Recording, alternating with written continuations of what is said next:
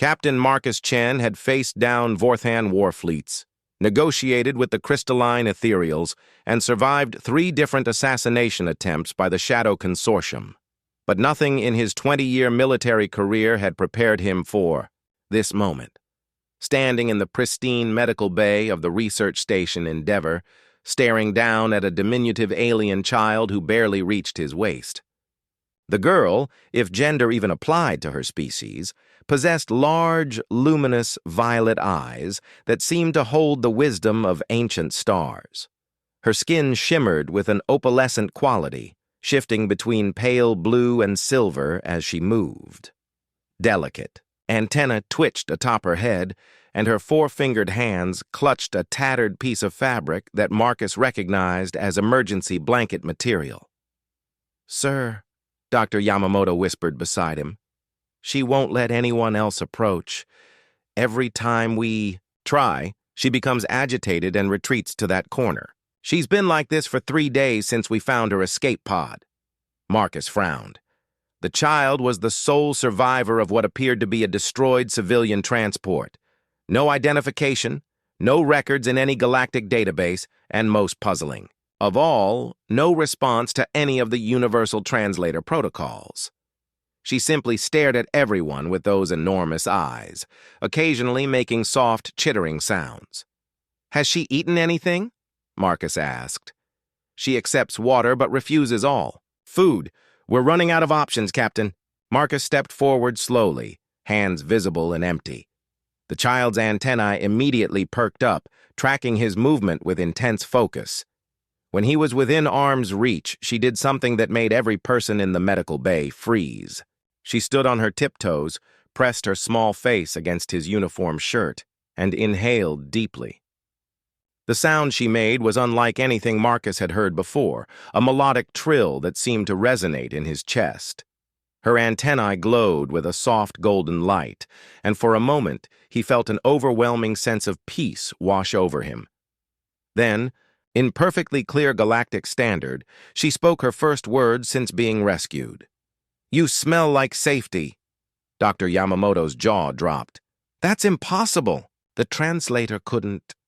"She's not using a translator," Marcus realized, his voice barely a whisper. "She learned our language. In 3 days." The child looked up at Marcus with those impossibly large eyes.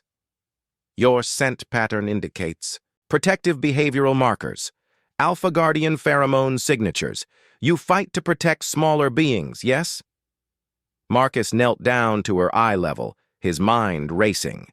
Her species apparently communicated through scent as much as sound, and somehow she'd been analyzing everyone who entered the medical bay. "Yes, little one, that's exactly what I do." "My pod family is gone," she continued, her voice matter-of-fact despite the magnitude of her loss. "Raiders with burning metal ships destroyed our transport. I am Zixira of the Wandering Fleet, last of my clutch group. I'm Captain Marcus Chen. You're safe now, Zixira." She tilted her head, considering him. "Your neural stress indicators suggest truthfulness, but I must verify bonding compatibility before trust formation can occur." Without warning, she reached up and grasped Marcus's hand with both of hers. Her touch was surprisingly warm, and he felt a strange tingling sensation as her antennae glowed brighter. "Acceptable," she announced after a moment. "Your protective instincts are genuine. You will be my guardian bond until I achieve maturity status." Dr. Yamamoto stepped forward. "Now wait just a minute. Silence, not guardian," Zixira commanded with surprising authority for someone so small. "The bonding choice has been made. Guardian Marcus will provide protection and sleep warmth. This is decided." "Sleep warmth?" Marcus asked, though he was beginning to understand. "My species requires thermal regulation during rest cycles. Pod family provides communal warmth. Guardian Marcus will substitute until new pod family is formed or I achieve independent size." Dr. Yamamoto looked incredulous. "Captain, you can't seriously be considering, actually I am." Marcus found himself smiling despite the bizarre circumstances. "If it's what she needs to survive and feel safe, Then that's what we'll do. That night, Marcus found himself in an unprecedented situation. He'd had his quarters reconfigured with an extra sleeping pad, and now Zixira lay curled up against his side like a cat seeking warmth. Her antennae glowed softly in the darkness, and her breathing had settled into a peaceful rhythm. "Guardian Marcus," she whispered into the quiet. "Yes? Your species is strange. Most beings would have abandoned orphaned young from another species. Why do you accept guardian bond?" Marcus considered the question carefully. "Because that's what humans do. When we find someone who needs help, especially someone small and alone, we help. It doesn't matter what species they are." Her antennae pulsed brighter for a moment. "This explains the scent pattern. Your species evolved protection instincts for all young beings, not just your own genetic line." "Something like that. The raiders who destroyed my transport," she continued. "They feared your species greatly. Called humans the guardian demons in their fear-sent communications. Said you protect even enemy young if they are threatened." Marcus felt a surge of pride. "Did they now?" "Yes. They warned each other. Never harm young beings when humans are present. They become unstoppable fury when protecting others' offspring."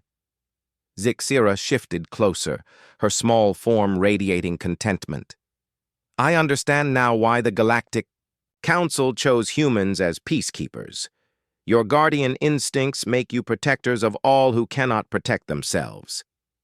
As Marcus drifted off to sleep with a tiny alien child curled trustingly against his side, he reflected on the strange turns his life had taken. Tomorrow he'd need to arrange for longer-term care for Zixira, contact the appropriate authorities, and figure out how to explain this situation to his superiors. But tonight, he was simply doing what humans had always done, protecting someone, small and vulnerable, who needed a guardian. And somehow, that felt like the most important mission he'd ever been given. The last thing he remembered before sleep claimed him was Zixira's contented chittering and the soft glow of her antennae, painting gentle patterns of light across the ceiling of their shared quarters.